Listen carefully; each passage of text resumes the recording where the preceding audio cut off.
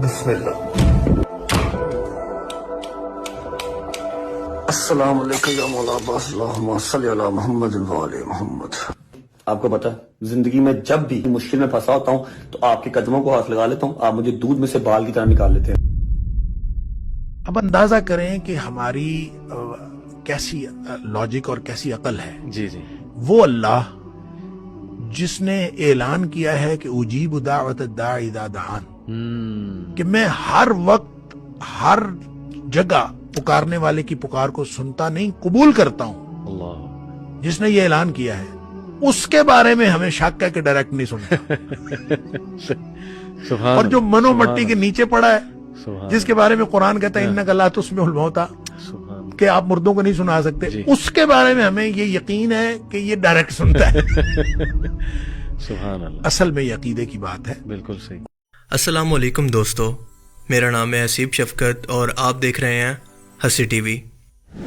اس سے پہلے کئی ویڈیوز کے اندر آپ کو میں یہ ایکسپلین کر چکا ہوں کہ جتنا شرک سنی فرقہ کے چند گمراہ مسلمانوں نے جس طرح سے شیخ عبد القادر جیلانی کے نام پر ان سے جھوٹی کرامتیں منسوب کر کے کھڑا کیا ہے، یہاں تک کہ ہندوؤں کی طرح ان کا بت بنا کر ان کی عبادت تک شروع ہو گئی ہے. مسجدوں میں بھی اللہ رسول کے نام کے اوپر ان کے پیر کا نام لکھ دیا گیا ہے. اور یہ بات آج ایک ہندو کو بھی سمجھ میں آ چکی ہے کہ آج ان مسلمانوں کے اندر اور ہندوؤں کے اندر کوئی فرق باقی نہیں رہا. مسلمان بن گئے لیکن بھجن کے بنا چین نہیں پڑتا تو قوالی لائی. مورتی پوجا کی عادت لگی ہے تو مزار قبر کی پوجا شروع ہو گئی. اب اس کو اگر یہ سمجھ میں آ جائے بھارت کے مسلمان کو کہ ہماری کیول پوجا پدھتی بدلی ہے، ویسے تو ہم ہندو ہی ہیں، ہندو پروجوں کے وانشج ہیں اور ہندو سنسکرتی کی وراثت ہے، ہندو سوبھاو ہی ہم کو ملا ہے، تو سارا جھگڑا ختم ہو جائے گا.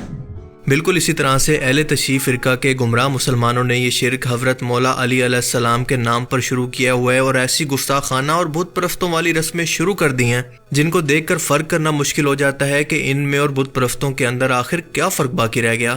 جیسا کہ یہ ویڈیو، اس ویڈیو کو دیکھ کر جج کرنا مشکل ہے کہ یہ کوئی میوزیکل کنسرٹ ہو رہا ہے یا پھر بت پرستوں کی طرح کوئی میلہ، کچھ سمجھ میں نہیں آ رہا. مولا علی علیہ السلام اور حضرت حسین کی تصویر لگا کر ماتم کے نام پر یہاں پر ایک عجیب سا تماشا لگایا ہوا ہے.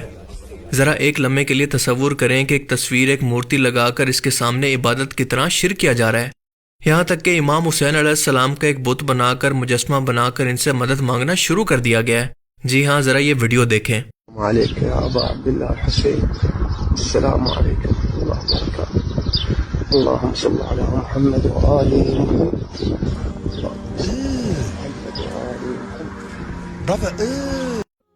اب یہ ویڈیو کس جگہ کی ہے یہ ابھی تک کنفرم نہیں ہے، لیکن شاید یہ اپنے ایکسینٹ سے ایران یا پھر سیریا کی معلوم ہوتی ہے. اور یہ شخص نصیری فرقہ کا معلوم ہوتا ہے جو کہ اہل تشیع کے اندر موجود ایک کافر فرقہ ہے جسے الویہ بھی کہتے ہیں.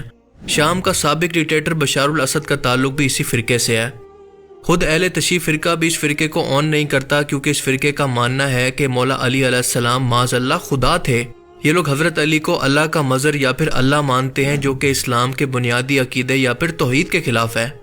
ان لوگوں کے اندر چاند کی پرستش اور غیر اسلامی تہواروں کو ماننا باقاعدہ عبادت کا حصہ سمجھا جاتا ہے. ان کے تہواروں کے موقع پر شراب نوشی اور کفری عقیدوں کے علاوہ یہ لوگ قرآن کے الفاظ کی دو طرح سے تفسیر کرتے ہیں، ایک ظاہری اور ایک باطنی. باطنی مطلب کو یہ غیر ضروری سمجھ کر چھوڑ دیتے ہیں، جس کے اندر نماز، روزہ اور حج بھی شامل ہیں. لیکن اب یہ جہالت اور گمراہی باقی اہل تشیع فرقوں کے اندر بھی ایسے داخل ہوتی جا رہی ہے کہ اہل بیت کے فیس کی تصویریں اور مورتیاں تک مارکیٹ کے اندر بکنا شروع ہو چکی ہیں. اور یہ چیز خطرناک اس لیے ہے کیونکہ یہ بڑھتے بڑھتے عقیدت کے طور پر انسان کو کفر اور شرک کی طرف لے جاتی ہے. لوگ ان تصویروں کو یا پھر مورتیوں کو عقیدت یا پھر احترام کے طور پر گھروں کے اندر لگانا شروع کرتے ہیں اور آہستہ آہستہ ان کو برکت کی وجہ مان کر اتنی عزت دینا شروع کر دی جاتی ہے کہ ان کے آگے سجدے بھی شروع ہو جاتے ہیں. لہٰذا خرابی کی جڑ کو فوراً سے پہلے کاٹنا انتہائی ضروری ہوتا ہے. شرم کا مقام تو یہ ہے کہ بڑے بڑے فیملی ولاگرز جن کی کئی ملینز کے اندر آڈینس ہے، شرک کو پرموٹ کر رہے ہیں، کیونکہ جس شخص کو یا پھر شخصیت کو آپ اپنا مشکل کشا یا پھر اپنی مشکلیں حل کرنے والا مان لیں، دراصل آپ اس کو اپنا رب مان لیتے ہیں. کیونکہ اللہ نے قرآن کریم کے اندر یہ صفت اپنے لیے اپنی جانب منسوب کی ہے، کیونکہ اللہ فرماتا ہے جس کا مفہوم ہے کہ بھلا بتاؤ تو کون ہے جو کہ مشکل کے اندر پھنسے ہوئے شخص کی فریاد کو سنتا ہے اور اس کی مشکل کو اس سے دور بھی کرتا ہے؟ کیا اللہ کے سوا کوئی اور مشکل کشا بھی ہے؟ اب اس کا سیدھا سیدھا مطلب یہ ہے کہ ان جاہلوں نے کبھی قرآن کو پڑھا ہی نہیں ہے، اور اگر پڑھا بھی ہے تو اس کو سمجھا نہیں، ورنہ اس طرح کے شرک کرنے سے بہتر ان کے لیے اپنی جان دینا زیادہ آسان ہوتا۔ اور اب بات تو یہاں تک پہنچ چکی ہے کہ ماتم کے لیے استعمال ہونے والے علم کی بدعت اب ایک مجسمے کی، ایک بت کی صورت اختیار کر چکی ہے، اور جیسے ایک بت کی تعظیم اور اس کی عبادت ہوتی ہے، بالکل اسی طرح سے ان علم کی بھی تعظیم شروع ہو چکی ہے، اور اس بات سے خود صاحب علم شیعہ علماء کرام بھی پریشان ہیں کہ آخر ان کی عوام کہاں جا رہی ہے۔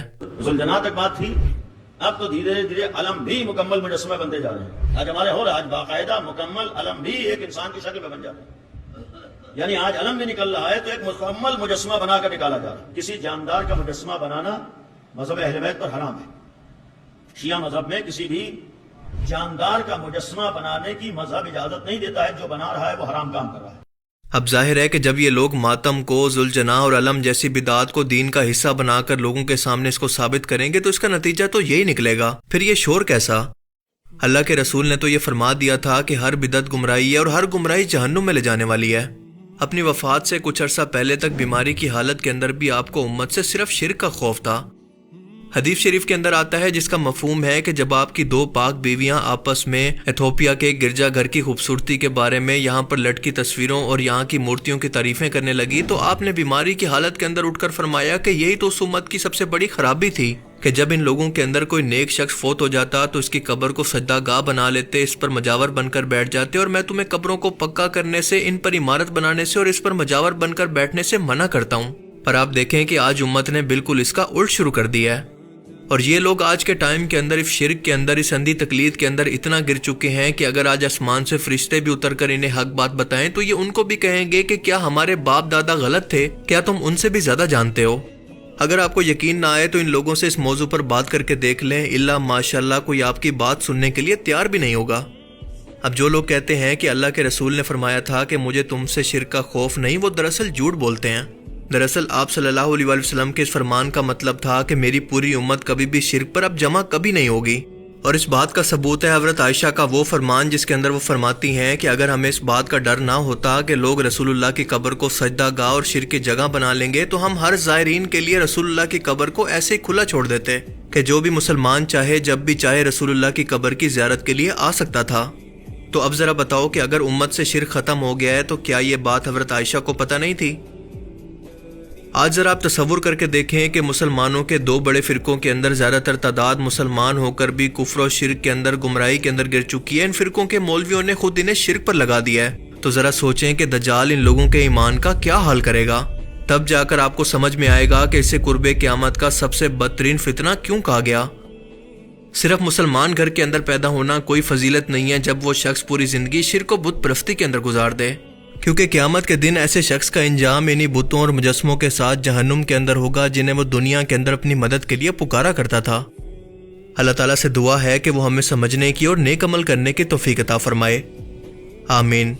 باقی آپ اس بارے میں کیا سوچتے ہیں؟ اپنی قیمتی رائے کا اظہار کمنٹ سیکشن میں ضرور کریں، and thanks for watching this video. اللہ حافظ۔